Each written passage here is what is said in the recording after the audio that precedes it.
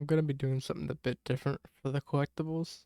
Instead of, well, I'm gonna have like the background gameplay playing, but I'm also gonna be like doing a voiceover where I'm like explaining the lore. It's not gonna be like the most in depth. There already is out there. I'm gonna have them in my my description.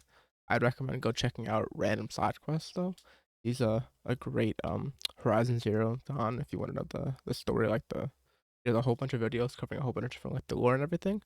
But yeah, let's get right into the lore. First, we're gonna be doing Banuk Figures. Arnak was a Banuk hunter, an exiled, a wanderer, and most importantly, a father.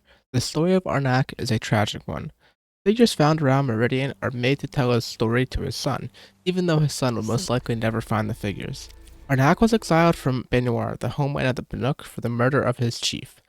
The chief's wife gave birth to Arnak's son, but was too scared to tell the chief, so the chief insisted that it was his son, not knowing it was Arnak's son. After Chief Signac was found dead, under mysterious circumstances, Arnak was exiled after being falsely accused for his murder.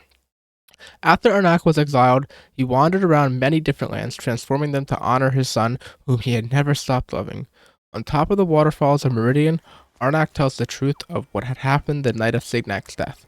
Arnak was drunk in his tent, dreaming of his son's mother, while his mother had most likely killed the chief after she found out the son was actually Arnak's. On top of the stone spiral of Sunfall, Arnak almost lost his will to live, but was only regained the will to live after he had remembered his son. On Arnak's last message to his son, he reflects on the events leading up to his exilement.